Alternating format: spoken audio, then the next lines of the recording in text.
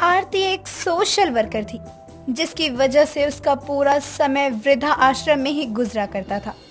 बाहर वालों की नजरों में आरती की बहुत अच्छी छवि थी कि वो बूढ़े और बेसहारे लोगों की मदद करती है।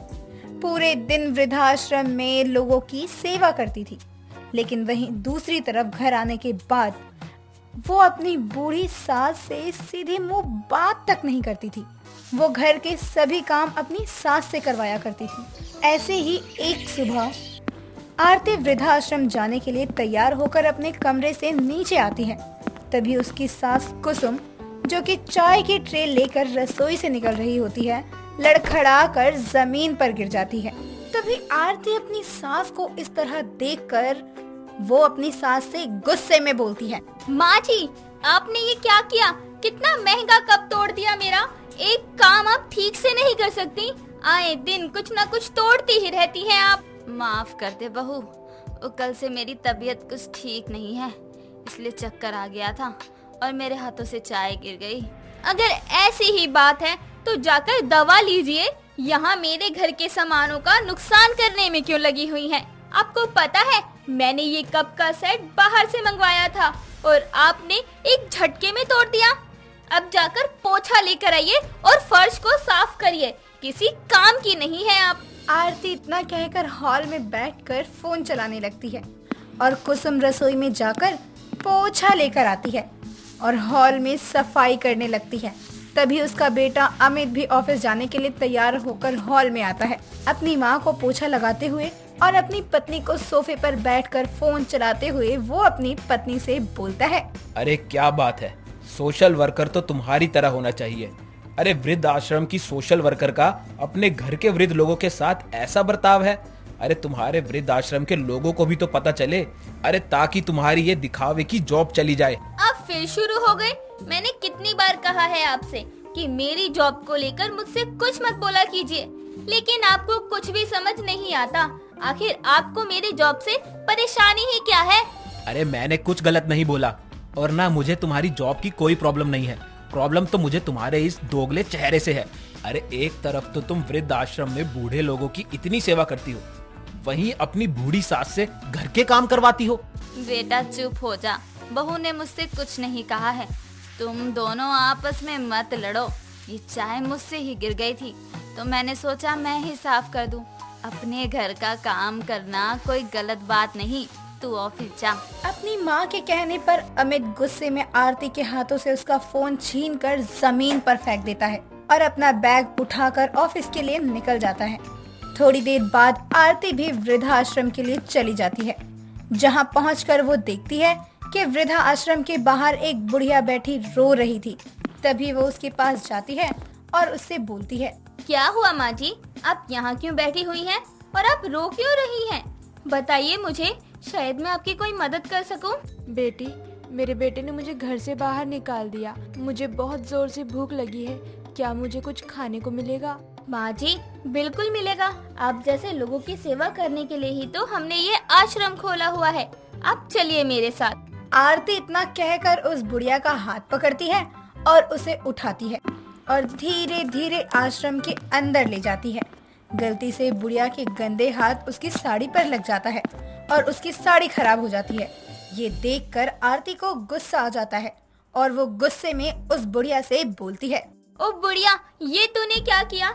मेरी इतनी महंगी साड़ी गंदी कर दी। ओ गॉड, तुझे पता भी है ये साड़ी कितनी महंगी थी? आज का तो दिन ही खराब हो गया।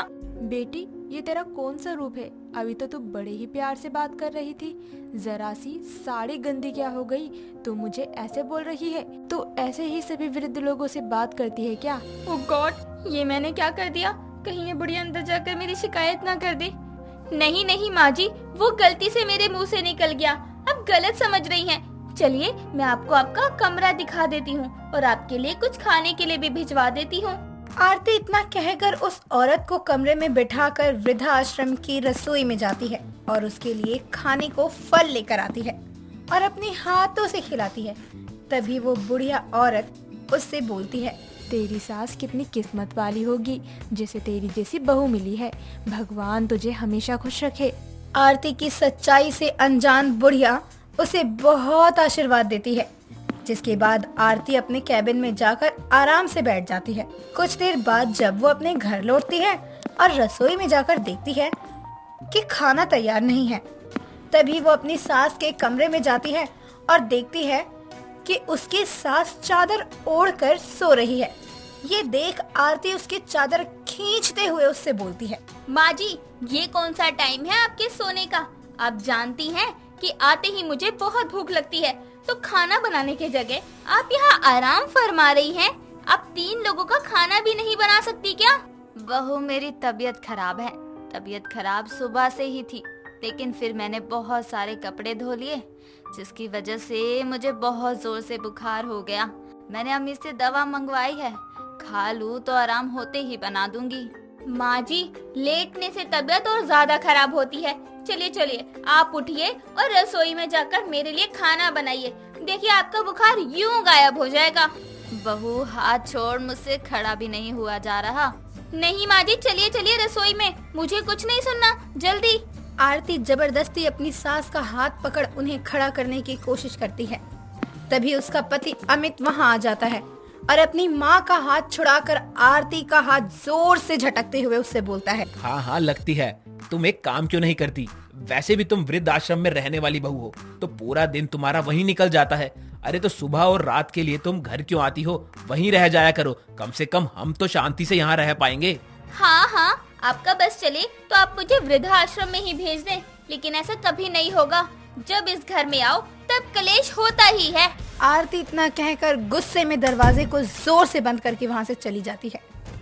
अगले दिन वो वृद्धाश्रम जाने के लिए तैयार हो रही होती है, तभी उसकी माँ का कॉल आता है, जिस पर वो रो रही होती है।